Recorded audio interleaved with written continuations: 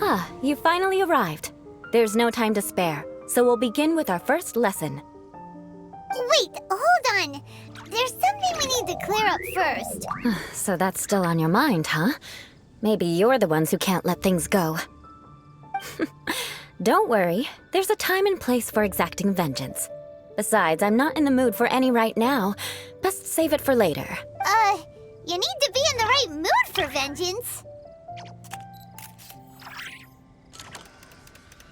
I already have a long list of vengeance. Now, I'd have to start in the right order.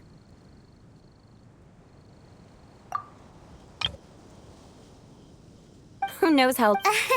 Absolutely not. Stealing my targets, calling me a ruthless ruler, and suspecting my uncle. But you needn't worry, at least not whilst we're investigating this. If Uncle Schubert didn't commit any wrongdoing, then any such investigation will prove fruitless. But if he did commit a wrongful act, then he should bear the full punishment. I'm sure you understand. Good. Now, there are two key points that aristocrats attach great importance to. Let's begin with your manner of speech. Oh, Paimon's already learned some unique conversation. Mark my words, vengeance will be mine! Not even close. And besides, it sounds strange. Hey! Paimon learned it from you! And didn't you say not to call others strange? It seems you don't respect the rules of your own clan. No, I've no need to trouble myself with such frivolous formalities. Here, allow me to demonstrate. For example, when greeting a friend, you could say, "As the morning dew greets the coming dawn, so do I greet you, my dear friend." As the morning dew does what now? However, such a phrase may only be used during the morning hours. Also, the party with whom you're speaking must be of approximately the same status as you.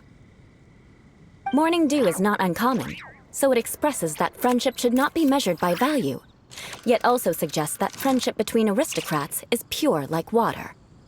Oh, no. You must be prudent with your words. Calling someone a good friend could easily offend them.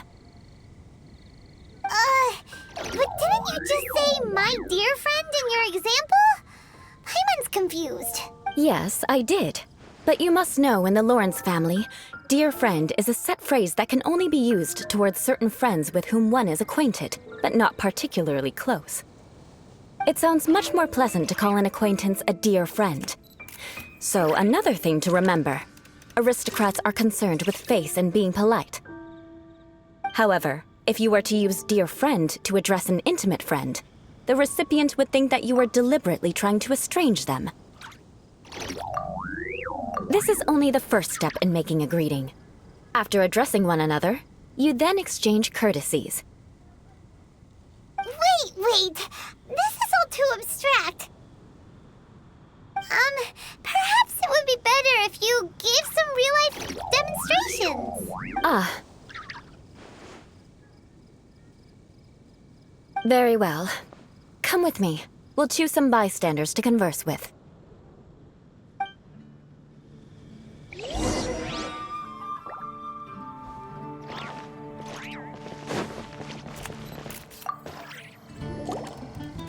Oh, you're Eula of the Lawrence clan, right? This can't be good. You there, lowly laborer. You stand in the presence of a member of the illustrious Lawrence clan. I have words for you. Please acknowledge the glory bestowed upon thee by the nobility... What comes next? Oh, right. By solemnly kneeling to the ground with utmost sincerity. Huh? I can't make heads or tails of anything you're saying. Hold on. What did they always teach me? Whenever a dispute arises, protection of your family's prestige and dignity always takes precedence. Got it. As a lowly commoner, you shall maintain absolute reverence when speaking with those under which you so graciously toil. How dare you speak in such a manner? Ugh, is everyone from the Lawrence clan so strange?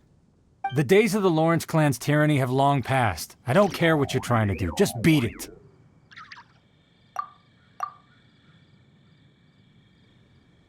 Like I said, I don't care what you're doing. I have nothing to say to any member of the Lawrence clan. And here's a word of advice. I wouldn't be caught dead walking too closely with any one of their like in Mondstadt. If that's all, I'll be going. I'm afraid I won't be able to control myself if we talk any longer. Hey! Don't leave! Halt! Mark my words, vengeance will be mine!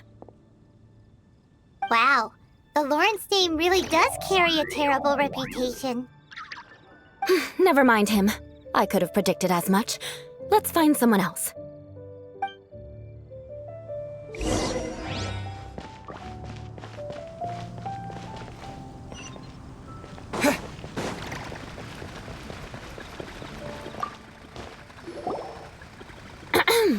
You there, lowly toiler. You stand in the presence of a member of the illustrious Lawrence clan. I have words for you. Please acknowledge the glory bestowed upon thee by the nobility, and solemnly kneel to the ground with utmost sincerity. Huh? Why don't you respond? According to the custom, I must wait until you kneel completely before I can say the next words. Right. I mustn't look at you too long, or I'll be drawing more attention to our difference in status. Oh dear, I've already stared at you for quite a while.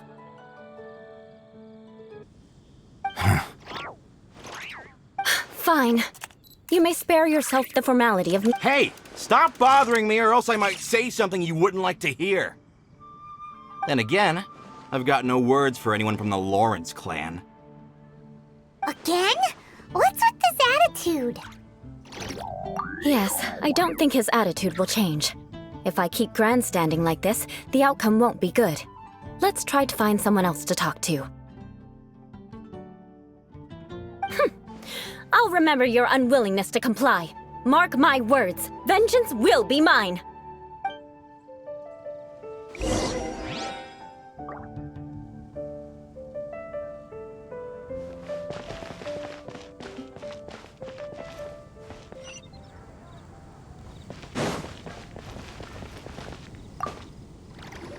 You there, lowly worker. Yeah, I've already heard it all before. Look, just spare me the time. Our answer's always the same. We've got nothing to say to the likes of you. I mean, seriously, can't you just take a hint? Please calm down. We don't want to cause any trouble. I know she's a Knight of Favonius, and that the Knights wouldn't misplace their trust, but the name Lawrence carries too much weight with it. Even to this very day, the descendants of the Lawrence clan are still scheming to reclaim Mondstadt and reinstate their aristocratic rule. And if that wasn't enough, here you are purposefully using their awkward way of speaking just to put on an act? Don't you care for the feelings of us ordinary folk? You have a point. But mark my words, this transgression will not go unnoticed. Huh? You want to fight? Listen here, I may be no match for you, but I'll be sure to lodge a complaint with the Knights of Favonius.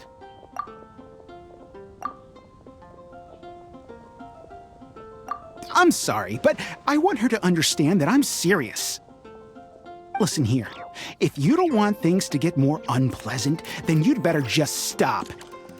Forget it. There's no point in quarreling any further. Let's go.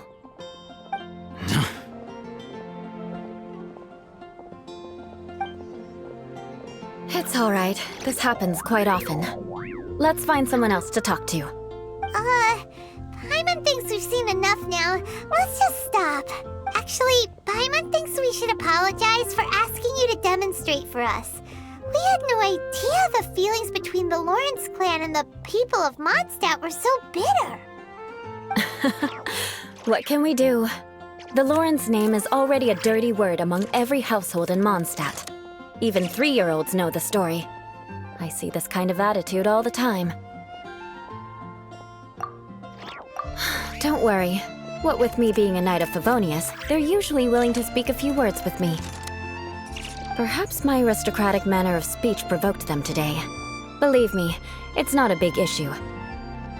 So this is the way things are normally for you? There's no need for them to direct their anger at you personally. That's the way things are. Perhaps it's just fate for those who have made mistakes. Accepting punishment is only fair, right?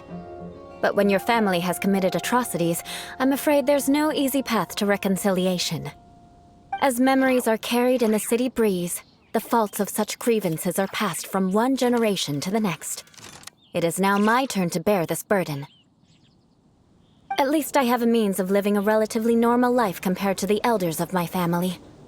I have nothing to be discontented about. Yeah, why were you so willing to try and demonstrate for us? Oh, that reminds me. That last person will not escape my vengeance either. Let's leave it at that. Just think of it as something I like to do. But unfortunately, you probably didn't learn much from those conversations. It seems we have no other choice but to find more people to talk to. No need! Besides, the Traveler's pretty sharp, and nothing gets in our way on an adventure. Paimon thinks we got the gist of it now. Right? Right?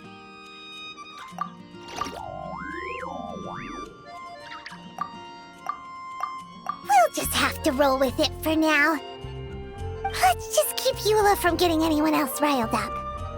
Well then, I'm glad you learned something. You're already halfway toward mastering aristocratic conduct. A proper manner of speech is more aesthetic than anything else. It stems from their taste for refinement. But we must also practice your bearing.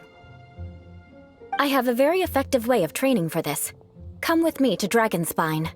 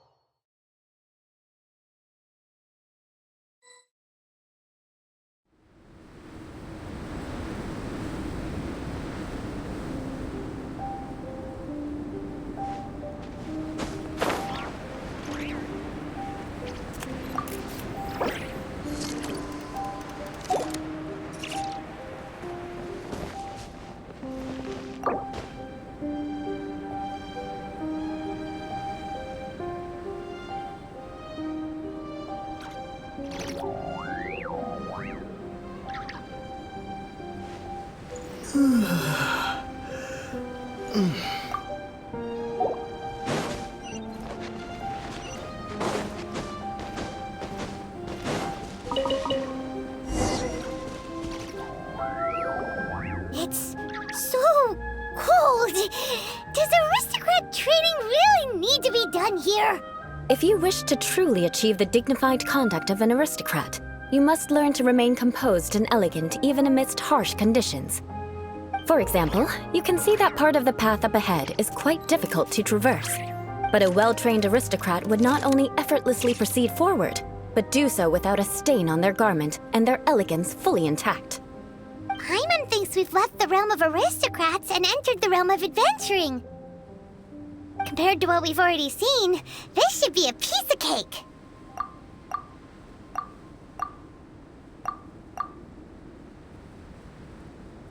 Paimon thinks so too, but you've got this in the bag. You look pretty confident this time. All right, let's get started. Remember, you must be graceful and elegant. Don't get knocked or launched into the air. That would be most unsightly.